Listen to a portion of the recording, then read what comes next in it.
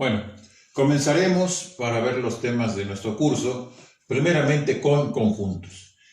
Es necesario que nosotros veamos conjuntos porque un poco más adelante vamos a hablar de conjuntos de números, es decir, de números reales, de números enteros, de números racionales, y por lo tanto, pues es necesario que tengamos una idea clara de lo que es un conjunto para así poder trabajar con ellos. Vamos pues a establecer algunas definiciones y algunos conceptos. Conjuntos. Un conjunto se define como una reunión o colección de objetos que tienen una cierta naturaleza. Y esos conjuntos, para poder existir, es necesario que tengan las siguientes condiciones. La colección o reunión de objetos tiene que estar bien definida, es decir, no debe haber ambigüedades. Necesitamos saber claramente si un elemento pertenece o no pertenece a un conjunto. Esa es la primera característica que tiene que tener. Y la segunda es que los elementos de un conjunto solo se deben contar una vez. No deben repetirse. Entonces, si aparecen elementos repetidos en un conjunto, lo que pasa es que están repetidos, pero no significa que sean dos elementos diferentes. Tercera característica, el orden en el que se enumeran los objetos o los elementos de conjuntos no es importante. El hecho es que tengan los elementos claramente definidos. Para representar a los conjuntos, nosotros lo que utilizamos son letras mayúsculas. Esas letras mayúsculas nos van a permitir a nosotros representar los conjuntos. Por ejemplo, aquí tengo el conjunto A mayúscula, que está dado por los elementos 1, 2 y 3. Esta sería una forma de representar a cualquier conjunto. Cualquier letra mayúscula y sus elementos encerrados dentro de llaves me representarán a un conjunto. Bueno, una de las primeras cosas que veremos es lo que se llama la relación de pertenencia. Es decir, el conocer, saber si un elemento pertenece o no pertenece a un conjunto. La expresamos con este símbolo, que es como si fuera una E, que significa pertenece al conjunto A, o la misma E, pero con una línea diagonal, que significa la negación, es decir, no pertenece a un conjunto dado. Por ejemplo, y utilizando este mismo caso, tengo el conjunto 1, 2, 3. 1 pertenece al conjunto A, pues sí, es cierto, ¿no? 2 pertenece al conjunto A, sí, efectivamente también es cierto. 3 pertenece al conjunto A, también es cierto. Los 3 elementos pertenecen a este conjunto, por lo tanto, tienen una relación de pertenencia. Si yo analizo estos otros dos elementos, por ejemplo, el 5 y el 8, 5 no pertenece al conjunto A. Si ustedes ven, no está aquí. El 8 tampoco pertenece al conjunto A. Tampoco tiene una relación de pertenencia con el conjunto A mayúscula. Bueno, el siguiente concepto que analizaremos son las formas de expresar un conjunto. Existen dos formas. Uno es por extensión, cuando enumeramos todos los elementos que tiene un conjunto. El otro es por comprensión, cuando establecemos una propiedad que define a los elementos de un conjunto por medio de símbolos. Veamos un ejemplo. Tengo, por ejemplo, el conjunto formado por 2, 4, 6 y 8. Este está expresado por extensión. Si quiero expresar este mismo conjunto por comprensión, utilizo símbolos. A es el conjunto de los elementos X. ¿Cuál es X? Pues todos estos que están aquí. En donde nos dicen qué característica tiene X. Que X es un número par. Que X es mayor o igual que 2 y menor o igual que 8. Esto que está definido aquí con símbolos es este mismo conjunto. Son los números pares comprendidos entre el 2 y el 8. Otro ejemplo. Decimos que B es una estación del año. Si observamos, aquí está definido por comprensión, porque estoy mencionando las características de los elementos del conjunto. Si X es una estación del año, pues ¿cuáles son?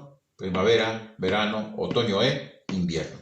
Aquí está definido por comprensión, aquí está definido por extensión, porque estoy enumerando a todos sus miembros. Otro ejemplo. C es el conjunto formado por la silla, la mesa, el sofá, el librero, etc. ¿Cómo lo puedo expresar por comprensión? Pues es muy general. Simplemente decimos que X es el conjunto de las X, tales que X es un mueble. Punto. No nos dicen qué tipo de mueble, no nos dicen qué características tiene. Lo podemos expresar por comprensión diciendo que X es un mueble. Otro ejemplo. X, tales que X es un múltiplo de 3. Bueno, claramente vemos aquí que son todos los elementos que multiplicados por 3 me van a dar sus diferentes múltiplos. 3, 6, 9, 12, 15, etc. Ponemos puntos suspensivos. ¿Qué significa eso? Que son muchos elementos, que no puedo ponerlos a todos. Entonces, aquí vamos a entrar a otro concepto. Tanto en este ejemplo como en el anterior, vemos que puse puntos suspensivos. ¿Y eso qué significa? Que no puedo establecer por extensión a todos los elementos del conjunto. Y eso me va a llevar a establecer las siguientes definiciones, lo que es un conjunto finito y lo que es un conjunto infinito. Decimos que un conjunto es finito cuando podemos contar sus elementos y un conjunto es infinito cuando no tenemos la posibilidad de contar sus elementos. Si yo hablo de los números pares en general, pues son muchos, 2, 4, 6, 8, 10, 12, 14, 16, 18, 20, etc. Son muchísimos. Ese será un conjunto infinito. Si lo comparo, por ejemplo, con este, que también son pares, ¿qué voy a observar? Que aquí es finito porque nada más tengo 4 números pares. Son los pares comprendidos entre 2 y 8.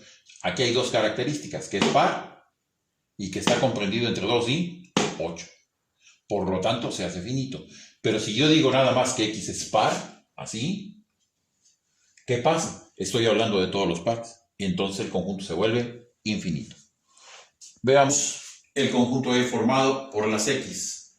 Tales que X, esta línea vertical significa tales que, es un día de la semana. Este conjunto es finito porque sus elementos los podemos contar. Lunes, martes, miércoles, etc. Aquí sí es finito porque sabemos exactamente que son 7 elementos. Si yo tengo el conjunto F formado por los elementos X, tales que X es una galaxia del universo, este conjunto será infinito porque no podemos contar todas las galaxias que hay en el universo. Por lo tanto, este conjunto será infinito. Entonces, la definición de un conjunto finito e infinito tiene que ver mucho con la posibilidad que tengamos nosotros de contar sus elementos. Otro punto que debemos tocar es la cardinalidad de un conjunto. ¿Qué es la cardinalidad?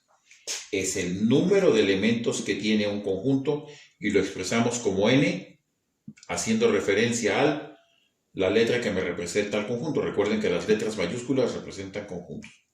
Por ejemplo, quiero saber cuál es la cardinalidad de los conjuntos anteriores que hemos estado trabajando. Veamos. Nuestro conjunto, ¿cuántos elementos tiene? Pues tiene 4. Entonces su cardinalidad será de 4. Nuestro conjunto B que pusimos acá, X es una estación del año. 1, 2, 3, 4. Es el conjunto B.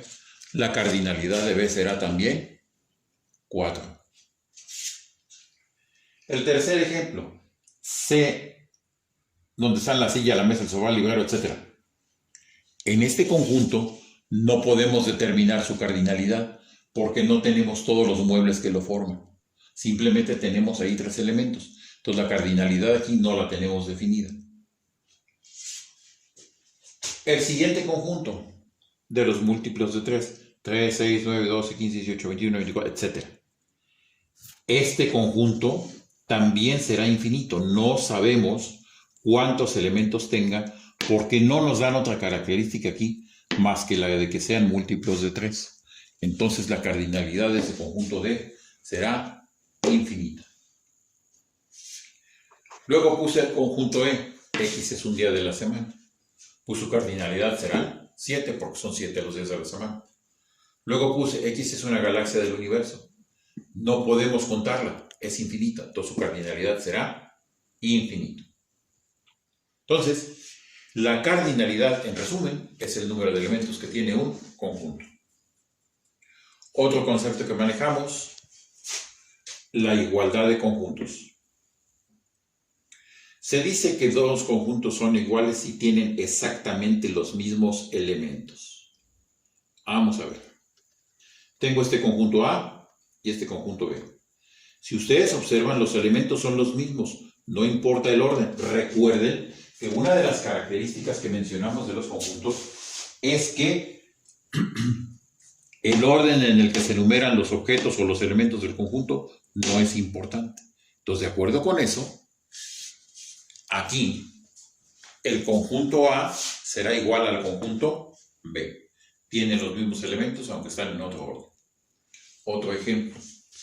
El conjunto C y el de 5, 6, 5 y 7. 7, 5, 7, 6. C es igual a D. ¿Por qué? Porque hemos dicho que los elementos no se deben repetir. En rigor, este conjunto C estaría formado por 5, 6 y 7. Y este conjunto que está acá estaría formado por 7, 5 y 6. Dado que aquí se repite el 5 y aquí se repite el 7. Entonces, ambos conjuntos son iguales porque tienen los mismos elementos. En las condiciones que dijimos que teníamos que tener para tener a un conjunto, dijimos que los elementos del conjunto deben contarse una vez. En otras palabras, no se deben repetir. Sigamos. Tengo otro ejemplo. Tengo ya aquí estos tres conjuntos. El conjunto de las x tales que x cuadrado menos 3x más 2 es igual a 0. Esta es una ecuación de segundo grado, que ya supongo que muchos de ustedes saben resolver. Tengo el conjunto formado por 1,2 y el conjunto formado por 1, 2, 2, 1. ¿Son iguales? Esa es la pregunta. Veamos. Resolviendo la ecuación, ¿cuáles son sus soluciones? X cuadrado menos 2x más 2, factorizamos, obtenemos ambas soluciones, que son x igual a 2 y x igual a 1. Entonces, el conjunto que soluciona esta ecuación son 1 y 2. Pues entonces, el conjunto E es igual al conjunto F. Pero si E y F tienen a 1 y 2 como elementos, y el conjunto G tiene a 1 y 2 también como elementos, pero repetidos, pues entonces resulta que los tres conjuntos son iguales, porque este, ya dijimos, que debería estar expresado como 1,2, este está como 1,2, y las soluciones de la ecuación son 1,2 también.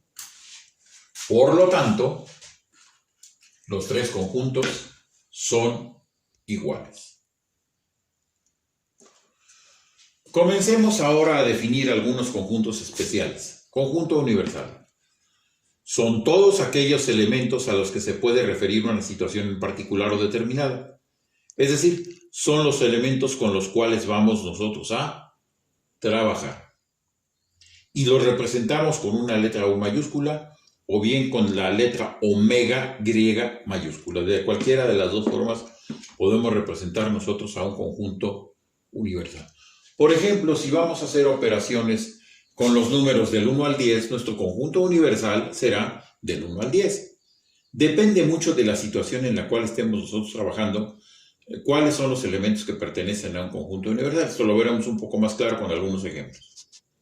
Otro concepto que debemos tener bien presente es el conjunto vacío, que es aquel conjunto que no tiene elementos. En muchas situaciones de conjuntos van a aparecer conjuntos vacíos y tenemos que tener claro el concepto. El conjunto vacío no tiene elementos y lo representamos por los símbolos. Un 0 atravesado por una diagonal o un par de llaves vacías. Por ejemplo, tengo el conjunto que está formado por los elementos X tales que X es una persona que tiene 500 años de edad. Pues evidentemente no conocemos ninguna, ¿no? Entonces, A es un conjunto vacío. El inciso B. El conjunto de las X tales que X es un océano de agua dulce. Nosotros no conocemos ningún océano de agua dulce, entonces es un conjunto vacío. Fíjense bien que lo puedo representar de esta manera o de esta otra. Bueno, a continuación vamos a poner algunos ejemplos para que ustedes los vayan resolviendo en su cuaderno, los vayan colocando ahí y más adelante cuando regresemos a clases pueda yo revisarlos. Todos los ejemplos y tareas que dejemos tendrán ustedes que irlos poniendo en algún cuaderno resueltos e irlos reuniendo. Estos ejemplos aparecen de este lado. En estos ejemplos vamos a tratar de afirmar lo que hemos estado estableciendo en los conceptos anteriores. Queremos expresar por extensión los siguientes conjuntos. Yo les estoy dando aquí unas características de cada uno de los conjuntos. Ustedes tienen que encontrar cuáles son sus elementos. En estos otros, al revés. Yo les estoy dando por extensión los elementos y ustedes tienen que encontrar cuáles son las características que tienen los elementos de todos estos conjuntos. Es decir, aquí van a transformar de extensión a comprensión y en el otro de comprensión a extensión. Al mismo tiempo, ya que encontramos esto, podemos encontrar la cardinalidad de estos 8 conjuntos que están aquí. Eso pues creo que es fácil de realizar. A continuación les pongo una serie de conjuntos y les pregunto cuáles son finitos y cuáles son infinitos. En base a lo que acabamos de desarrollar, ustedes deberán determinar cuáles de estos son conjuntos finitos y cuáles son infinitos. Obviamente también pueden obtener su cardinalidad. Acá pongo 2 ejemplos en los que pido que comparen estos conjuntos si son iguales o diferentes, explicando las razones, tanto en estos 4 como en estos otros 4, y ver si son iguales o son distintos. Finalmente, tengo estos 3 conjuntos y quiero yo que determinen ustedes si son vacíos o no son vacíos. Si no son vacíos, pues hay que encontrar cuáles son los elementos que lo forman.